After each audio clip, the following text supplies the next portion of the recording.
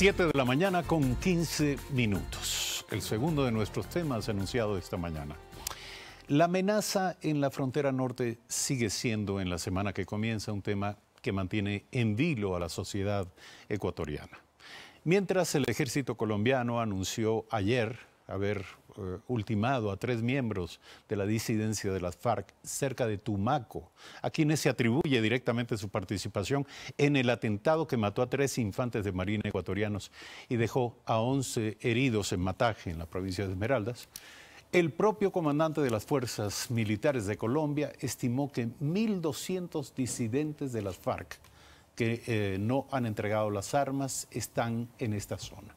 Y que de estos se asume que 250 estarían a las órdenes de alias Guacho. A estos datos se añade la información de que 10 grupos armados, fuera de las llamadas Guerrillas Unidas del Pacífico, se disputan la franja selvática fronteriza con Ecuador, pero que solo 3 de estos grupos serían disidentes de las FARC. Los demás pertenecerían a grupos de violencia, de delincuencia organizada. En ese contexto y frente a la amenaza, los temas de la seguridad y la inteligencia en nuestro país siguen siendo asuntos de primera línea de interés.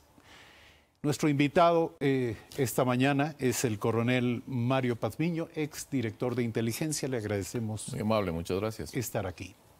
En su libro llamado Testimonios de un comandante, el general Ernesto González, ex comandante del ejército ecuatoriano cuando se produjo el 30S, aseguró que nuestro invitado fue informante y canal de contacto del llamado Grupo Militar de Estados Unidos, la persona que según él tenía contacto permanente con representantes de las fuerzas militares de los Estados Unidos.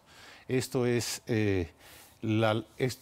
fue lo dicho por el ex comandante del ejército. Yo le quiero preguntar, ¿cree usted que firmada la paz entre el gobierno colombiano y las FARC, ha disminuido el interés de los Estados Unidos por incidir militarmente en Colombia y por, concretamente, incidir militarmente en la franja de la frontera Ecuador-Colombia? Gracias por la invitación. Permítame primero contestar la primera parte de la entrevista. Yo creo que es necesario puntualizar lo siguiente. El señor general González manifiesta que yo tenía contacto, no contacto aislado, contacto ordenado por el comandante general del ejército bajo supervisión del mando militar, y en ese caso eran 3 contactos que se hicieron. Eso quiero dejar muy claro porque el señor presidente de la República, expresidente de la República, decía que teníamos contacto permanente todo el tiempo. No es así. Yo estuve de director de inteligencia 1 mes, 18 días.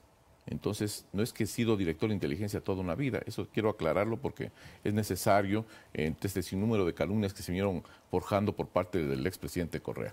Con relación a lo que usted me pregunta, es necesario manifestar que... Pero usted mantenía un contacto fluido, y se lo pregunto porque nos gustaría a través de usted saber o buscar la respuesta a esta pregunta que le acabo de hacer. Perfecto, fíjese, con relación a ese tema. Fueron 3 contactos que yo realicé. El primer contacto fue para pedir específicamente combustible para los helicópteros Gazelle, que no tenía la fuerza terrestre y que el grupo militar podía proveer. Segundo, fueron raciones de campaña, más o menos alrededor de unas 18.000 a 20.000 raciones de campaña que se necesitaban para el patrullaje en la zona fronteriza, que tampoco disponíamos. Y el tercero era específicamente sobre la repotenciación de unos motores de las famosas pirañas que tenían algunas unidades de frontera, que no teníamos nosotros y que el grupo militar podía proporcionar. Fueron las 3 ocasiones en las cuales yo tomé contacto con el grupo militar. Lo que sí se mantuvo son reuniones bilaterales con Colombia, porque esa era parte de las funciones de la Dirección de Inteligencia. En mi tiempo se hicieron 2 reuniones y en la una reunión hubo un intercambio de información sobre la problemática en la frontera, que eso inmediatamente se firman unas actas, conoce el ministro de Defensa, conoce el jefe del Comando Conjunto, el comandante general del Ejército. O sea, todos están informados de las actividades. No es que el director de inteligencia actúa discrecionalmente, como decía el presidente Correa, a título personal y que nadie informaba. No, bueno, incluso le llegó a acusar de agente de la CIA. Bueno, ¿usted tenía contacto con la...? No, me acusaba el señor presidente Correa de ser agente... Si lo tuviera no nos lo diría tampoco. No. Fíjese, me acusaba que soy agente del Mossad. agente del MI6, agente colombiano, agente de la CIA. Pero yo le he dicho, al señor expresidente Correa, demuéstrelo. Yo no me he ido del país, yo me quedé aquí para que me demuestre. Han pasado 10 años y nunca me ha demostrado nada. Entonces, yo creo que hay que irnos a los hechos puntuales. Volviendo a la primera pregunta entonces, y en virtud de su conocimiento respecto de los conceptos y el pensamiento militar de la contrapartida del grupo militar de los Estados Unidos, ¿cree usted nuevamente que firmada la paz ya entre el gobierno de Colombia y la guerrilla de las FARC, existe el interés de Estados Unidos en incidir militarmente en esta franja? Fíjese, primero, he manifestado en algún tiempo atrás, desde hace 4 años atrás, que iba a haber un coletazo en el proceso de paz. Yo creo que Estados Unidos tiene sus intereses regionales. Como una potencia mundial, como lo tiene Rusia, como lo tiene China, tiene sus intereses regionales. ¿Y cuál es el interés marcado de Estados Unidos en la frontera colombo-ecuatoriana? El interés radica en la cantidad de cocaína que está saliendo desde esta zona hacia Centroamérica y con destino también a Estados Unidos. Eso es lo que les interesa en definitiva. Y por eso fue parte de esta pedido al Estado ecuatoriano de la base de Manta, recuerda usted, luego la salida y inmediatamente instalación de unas 7 bases en Colombia. Entonces, ahí está focalizado esto. ¿Por qué está focalizado? Porque se da un cambio de estatus en el país. Y ese cambio de estatus en el país marca un antes y un después. Éramos un país de tránsito y al momento somos un país de acopio y plataformas internacionales de distribución. Pero también ahí es interesante indicar que aquí se presenta por primera vez el efecto globo y el efecto cucaracha, que son análisis que lo realizan algunos centros de estudios internacionales. Y en el efecto globo vemos que se presionó en Colombia, se destruyeron los carteles, aparecen en México. En el caso ecuatoriano, comienzan a destruirse los laboratorios, centros de acopio en Colombia y nacen en el país que tiene las mejores características, Ecuador, menos controles. El efecto cucaracha. Colombia es destruido gran parte de los líderes de los carteles. Inmediatamente este efecto nace en México, comienzan a proliferar otros carteles con mejores estructuras, comienzan a atacarse estos carteles e inmediatamente eso se multiplica en Ecuador con pequeños líderes de carteles locales. Ese se llama el efecto cucaracha y eso es lo que tenemos al momento en este cambio de estatus. Entonces yo creo que lo que se está presentando en la frontera son parte de esta dinámica de crimen organizado en el cual, como usted bien lo decía y lo apuntaba inicialmente, se contrata a ciertas estructuras disidentes, que son 14 específicamente, y alrededor de 1.500 hombres, no son 1.300, porque el último informe son 1.500 hombres distribuidos en todos los departamentos de Putumayo y el departamento de Nariño. Y de estos son alrededor de unas 5 estructuras, aproximadamente de unos 800 hombres divididas entre las 5 estructuras que están operando entre Nariño y la provincia de Esmeraldas. Ahora, frente a la magnitud de la amenaza descrita, hace poco ya se produjo un nuevo contacto en la Comisión Binacional de Seguridad entre Ecuador y Colombia y nuevamente se reavivan los planes para hacer vigilancia, para golpear. De hecho, Colombia acaba de informar que produjo 3 bajas en el grupo que se supone sería el responsable del ataque en Mataje. La pregunta es, ¿esta es una estrategia correcta? ¿Esto va a tener resultados positivos? ¿Qué es lo que usted vaticina? Yo creo que la estrategia no es la correcta. Primero, porque Colombia siempre quiso que nuestro país entre en el conflicto colombiano, sea parte del conflicto colombiano. El presidente, el señor ministro de Defensa y los diferentes ministros que asistieron a la 6ª cumbre, ellos muy sueltos de huesos dicen, sí, vamos a entrar en este conflicto, realicemos operaciones conjuntas, las llaman ellos, que no es el término correcto. Y también el ministro de Defensa manifiesta que era necesario ocupar destacamentos conjuntos también. Yo me quedé sorprendido por este tipo de situaciones porque no están dimensionando la respuesta que van a tener por parte de los grupos que están en conflicto con Colombia, porque nos estamos aliando en un conflicto que no tenemos nada que ver allá y lamentablemente las repercusiones van a ser mayores para nosotros. Pero desde el momento en que usted señala que ya los laboratorios se han trasladado a territorio ecuatoriano, la implicación del Ecuador es casi inevitable. Sí. No, aclaro una cosa. A ver, una cosa son los laboratorios que todavía se mantienen en Colombia y otra cosa es los centros de acopio. Aquí hay caletas donde está almacenándose la droga para luego sacarlo en plataformas internacionales de distribución. Por eso es que lo que pasó en San Lorenzo es el efecto de una captura en una de estas caletas que cruza todo el corredor de abastecimiento y movilidad que viene desde Tumaco y termina en Perú, en Lima, en Piura. Entonces, al afectar eso, hay una respuesta inmediata y esto se va dando de esta manera. Hemos visto que las respuestas que se fueron dando también en Borbón, en Mataje, ya son incrementos de una guerra asimétrica. Las autoridades deben analizar que una cosa es el combate regular, otra cosa es el combate de guerrillas y otra cosa completamente diferente es la guerra asimétrica. Se debe de preparar a nuestra... ¿Cómo define la guerra asimétrica? La guerra asimétrica son técnicas y tácticas atípicas. Por ejemplo, colocación de explosivos, atentados terroristas,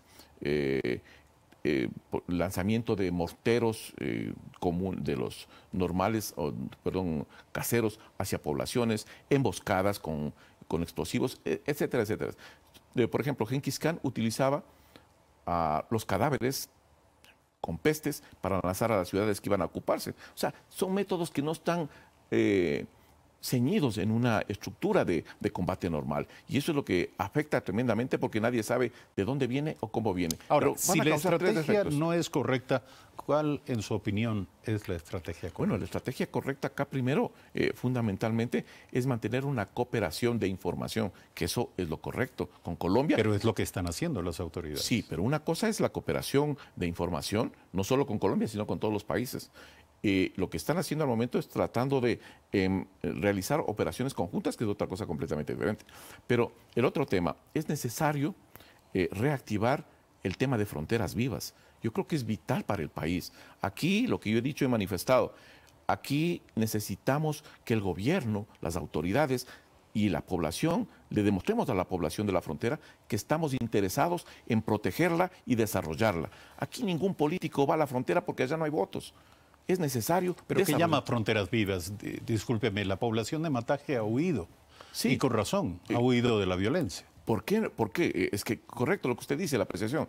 Huye porque no tenemos allá una presencia militar sólida desde mucho tiempo atrás. Es que estamos reaccionando. Perdóneme, hay un cuartel de la Infantería de Marina. Pero, perdóneme, una cosa es un cuartel que está citado ahí y otra cosa son las actividades de apoyo al desarrollo que se dan en la zona, que tienen que darse proyectos de desarrollo, no solo del ejército, sino también de los diferentes ministerios. Por eso es que yo rescato lo que dijo el presidente de la República, que era necesario que todos los ministros vayan en situ para que verdaderamente vean la realidad y puedan atender a esa comunidad.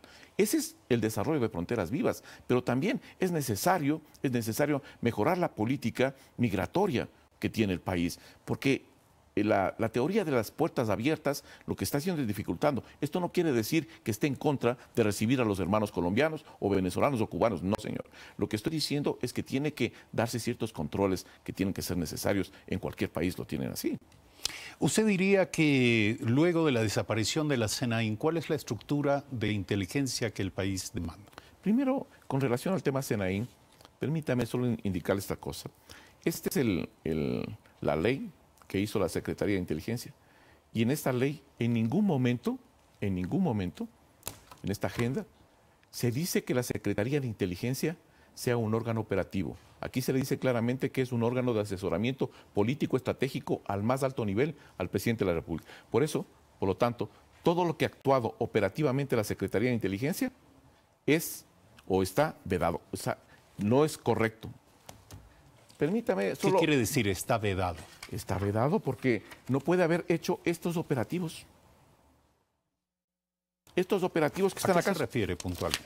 Puntualmente, por ejemplo, Operación Caminito, Operación Primavera, Operación Troyano, Operación Caribe, entre algunos del que me recuerdo en este momento. Esas operaciones no debían de haberse ejecutado porque no es un organismo operativo y por lo tanto aquí se están utilizando recursos del Estado ecuatoriano para hacer esto y para seguir a los mismos miembros del gobierno, porque aquí la operación Troyano dice claramente que se haga una vigilancia al señor Latorre, por ponerles un caso. Pero lo más interesante es que el presidente de la República dice que va a cerrar la Secretaría de Inteligencia. Yo creo que los ecuatorianos tenemos el derecho a que antes de que se cierre esa Secretaría de Inteligencia, primero saber lo siguiente: todos una fiscalización y una auditoría de todos los recursos. O sea, estos recursos que se emplearon en la Secretaría de Inteligencia y que tienen que ser claramente explicados. Porque no es justo que algunos funcionarios de esta Secretaría comiencen a cambiar su estatus, pues. Estas son casas. ¿A quién se refiere, por favor? ¿Esta casa? Sí. Este es el señor Ronnie Vallejo. ¿Esta casa? Señor Ronnie Vallejo.